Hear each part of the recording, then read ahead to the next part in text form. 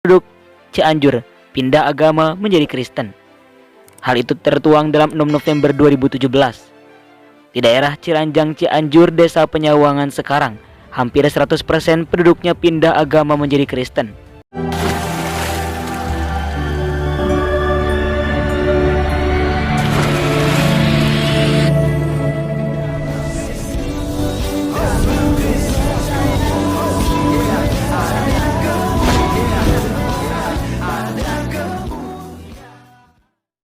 Salam teman-teman sekalian, berjumpa kembali dengan saya Arif Gule di channel TV Laskar Kristus ini. Pada video kali ini kita akan menanggapi satu video dari Miftah ya, yang menghubungkan ya bencana yang terjadi di Cianjur, yaitu ada gempa bumi yang dimana teman-teman sekalian banyak korban dan sangat memprihatin ya. Kemudian juga heboh ya, di mana orang-orang Kristen juga berpartisipasi dan juga memberi bantuan, baik itu tenda, bahkan bahan makanan maksud saya ya. Nah, di judul tersebut teman-teman sekalian mengabarkan kepada kita bahwasannya satu kampung ya gara-gara gempa gitu ya. Gempa Cianjur dan kristenisasi satu kampung masuk ke agama Kristen. Nah, seperti apa kebenarannya teman-teman sekalian? Saya rindu kita dulu untuk bersama-sama menonton video berikut ini. Penduduk Cianjur pindah agama menjadi Kristen. Hal itu tertuang dalam 6 November 2017. Di daerah Ciranjang Cianjur, Desa Penyawangan sekarang, hampir 100% penduduknya pindah agama menjadi Kristen. Itu salah satu daerah yang berhasil dikristenkan setelah Cederas Majalengka, Cigugur Kuningan, Cikembar Sukabumi. Saat ini misionaris fokus menggarap daerah miskin di Cianjur Selatan, Garut Selatan, Banten Selatan. Foto itu merupakan kegiatan gereja Pasundan. Buat teman-teman mungkin ada keluarga, saudara, teman atau kerabat yang tinggal di daerah Sukabumi dan Cianjur. Hati-hati, ada pengembangan agama Kristen, pemurtadan orang Islam di daerah tersebut. Anak-anak dan orang dewasa pakai kerudung tapi mengumandangkan Injil. Pendeta pakai peci haji dan sarung. Di daerah tersebut akan dibangun pusat kristenisasi. Orang Kristen sudah menguasai puluhan ribu hektar tanah. Agustus 2022 yang lalu, sejumlah aktivis Islam berkunjung ke Ciranjang untuk melihat dari dekat persoalan kristenisasi dan bagaimana cara mengantisipasinya. Tim Bina Mu'alaf Center BMC Persatuan Islam melakukan kunjungan ke Cianjur pada Senin 29 Agustus 2022. Pada lawatan tersebut, BMC mengunjungi Kecamatan Ciranjang dan diterima oleh para aktivis dakwah Kabupaten Cianjur. Sebagaimana direncanakan sebelumnya, BMC Persatuan Islam tiba pukul 10. Rombongan diterima dengan hangat dan oleh para aktivis dakwah setempat di Ciendong, Ciranjang. Kabupaten Cianjur sebagai penduduk mayoritas Islam tidak lepas dari serangan kristenisasi. Bahkan ada yang dilakukan sejak zaman penjajah. Konon, menurut salah satu sumber, kristenisasi di Ciranjang Cianjur dimulai pada masa penjajahan Belanda tahun 1903. Bahkan ada yang menyebut sejak masa Portugis tahun 1707. Oke, teman-teman sekalian, demikianlah cuplikan videonya yang kita sudah dengarkan bersama, dan ini sangat jelas ya bahwa ada sebuah narasi ya bahwa terjadi kristenisasi di sini dan sasaran misionaris ini dan itu ya, seakan-akan bikin resah ya, dan juga ya menakut-nakuti teman-teman sekalian. Dan selain menakut-nakuti juga mendorong umat Islam agar ya mencegah gitu ya, misalnya ada orang Kristen ya yang mungkin masuk dalam kampungnya Islam, itu ya mungkin harus diusir gitu ya, tidak diperbolehkan, takutnya misionaris gitu ya. Jadi ini terlalu fobia ya, fobia, rasa takutnya, rasa khawatirnya terhadap kekristenan. Ini aneh tapi nyata. Seharusnya teman-teman sekalian yang fobia ini adalah orang Kristen, di mana gereja dibongkar, gereja dibom gitu ya.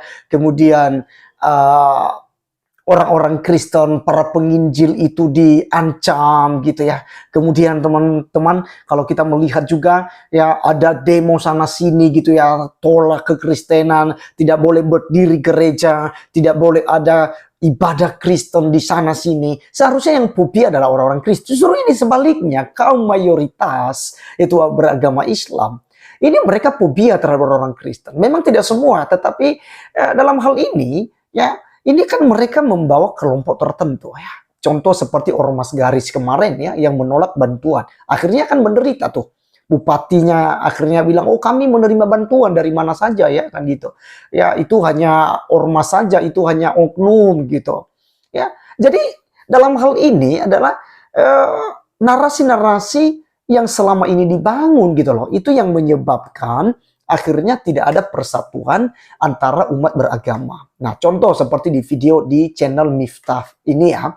Kalau kita melihat teman-teman sekalian, ini ada narasi-narasi ya untuk apa namanya itu, membuat propaganda ya terhadap umat ya, baik umat Islam maupun umat Kristen. Akhirnya orang-orang Kristen yang ada di Sukabumi, yang ada di Cianjur, itu pastinya ketakutan dengan ini. Karena nanti ada orang-orang yang radikal, ada ormas-ormas tertentu seperti Ormas Garis kemarin, kemudian bisa jadi ada ormas-ormas lagi yang memang intoleran, yang radikal, itu akan membuat rusuh, membuat gaduh ya di daerah Cianjur dan juga nanti di Sukabumi seperti yang disebutkan dalam video.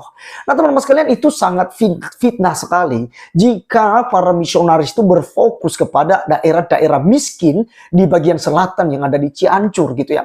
Jadi, misionaris datang ke situ kasih bantuan dengan ini, dengan apa namanya itu, mungkin tenda kah atau apa, apalagi dalam keadaan musibah ya. Karena judul videonya teman-teman sekalian jelas, Gempa Cianjur dan Gerakan Kristenisasi. Ini sebenarnya narasi yang membuat resah gitu ya. Ya, membuat gaduh di umat beragama, baik agama Kristen maupun agama Islam. Nah, oleh karenanya teman-teman sekalian, ya, memang kekristenan diajarkan ya untuk memberitakan Injil, tapi bukan untuk membuat orang jadi radikal atau orang menjadi tidak baik ya. Kita bisa melihat teman-teman sekalian, mereka yang sudah percaya kepada Tuhan Yesus Kristus, itu mereka adem, mereka itu tidak menghujat, mereka tidak hina-hina misalnya itu agama sebelumnya, berbeda dengan para mu'alaf gitu ya. Contoh seperti Ustadz Agustan, Ahmad Kainama, Irene Handono, Ustadz Nandar, ya Ustadz Felix, kemudian Ustadz Bangun Samudra, ya. Kemudian ada beberapa lagi ya, ada Ustadz Nababan dan ustadz-ustadz yang lain yang terus menyerang kekristenan dan menghina dan menjelekkan agama Kristen ya. Nah, jadi teman-teman sekalian, ini narasi yang dibangun oleh mereka itu ya narasi-narasi untuk mengadu domba ya. Kita akan belajar bagaimana kekristenan mengabarkan tentang Injil. Kita lihat di dalam Matius pasal 28 ayat 16 sampai 20, itu adalah perintah untuk memberitakan Injil. Ini adalah ucapan Yesus sendiri ketika dia terangkat ke sorga setelah kematian dan kebangkitannya pada hari yang ketiga, teman-teman sekalian ya. Jadi dia menampakkan diri selama 40 hari, kemudian dia baru terangkat ke sorga, disaksikan oleh ribuan mata ya yang ada. Oleh karenanya kita baca dulu Matius 28. Perintah untuk memberitakan Injil ayat 16, dan ke-11 murid itu berangkat ke Galilea, ke bukit yang telah ditunjukkan Yesus kepada mereka. Ketika melihat dia, mereka menyembahnya, ya, menyembahnya. Nya di sini itu besar teman-teman sekalian, menunjukkan kepada Allah. Tetapi beberapa orang ragu-ragu, ya, ada juga yang ragu-ragu seperti ya saudara-saudari kita di non-Kristen ya, atau yang Muslim ya. Mereka ragu-ragu dan mereka juga yakin bahwa Yesus bukan Tuhan ya. Ketika melihat dia, mereka menyembahnya, tapi beberapa orang ragu-ragu. Yesus mendekati mereka dan berkata, "Kepadaku telah diberikan segala kuasa di surga dan di bumi." Bayangkan teman-teman sekalian, kepada Tuhan Yesus Kristus diberikan kuasa di surga dan di bumi. Karena itu pergilah, jadikanlah semua bangsa muridku, dan baptislah mereka dalam nama Bapa dan Anak dan Roh Kudus, dan ajarlah mereka melakukan segala sesuatu yang telah kuperintahkan kepadamu, dan ketahuilah, Aku akan menyertai engkau senantiasa sampai kepada akhir zaman. Ini memang adalah perintah untuk memberitakan Injil. Nah, teman-teman sekalian, Injil yang diberitakan adalah pribadi Injil itu. Karena dari saudara-saudari kita Muslim salah paham tentang Injil. Mereka berpikir Injil itu adalah sebuah kitab yang gedebuk jatuh dari langit, lalu diserahkan kepada Nabi Isa, lalu Nabi Isa akan mengajarkannya kepada bangsa Israel. Ini salah. Ya, bahkan bukan Nabi Isa yang mengajarkan kepada Bani Israel, tapi Yeshua HaMasiah. Ya, Yeshua HaMasiah teman-teman sekalian, yang kita kenal Yesus Kristus, bukan Isa Al-Masih. Karena Isa Al-Masih bukanlah Yesus Yesus bukanlah Isa Al-Masih. Maka teman-teman sekalian jelas bahwasanya itu ada kesalahpahaman dari keduanya. Dari Muslim menuduh Isa Al-Masih, padahal kita nggak kenal Isa Al-Masih. Karena Isa Al-Masih adalah nabinya Islam gitu ya. Tidak mati di salib, lahirnya juga pun di pohon korma ya, dan itu diangkat ke langit ketujuh. Dan sedangkan kekristenan ya, percaya pada Yesus Kristus yang memang lahir di kandang domba di Bethlehem, di kota Daud, kemudian dia wafat, mati di salib, dan bangkit pada hari yang ketiga, lalu baru dia naik ke sorga. Itu iman kekristenan. Nah, teman-teman sekalian, jelas di sini bahwa yang kita beritakan ya bukan kitabnya saja, tapi pribadi Injil itu. Siapa pribadi Injil itu? Yaitu Yesus Kristus. Karena Injil itu berbicara tentang kelahiran, pelayanan Yesus, mujizatnya, kemudian kematiannya, kebangkitannya, dan kenaikannya ke surga, dan kedatangannya di akhir zaman. Ya, kalau Islam mengatakan Isa datang ya, itu nabi mereka. Isa datang untuk menghancurkan salib, membunuh babi-babi gitu ya, mengalahkan Dajjal. Kalau di iman Kristen, ketika Yesus Kristus datang nanti di akhir zaman, dia menjemput orang-orang yang sudah percaya kepadanya untuk dibawa kepada surga yang kekal. Yesus Kristus adalah hakim yang adil. Hakim yang akan memberikan hukuman bagi orang-orang jahat dan memberikan ganjaran yang baik, yaitu surga bagi orang-orang baik dan yang beriman.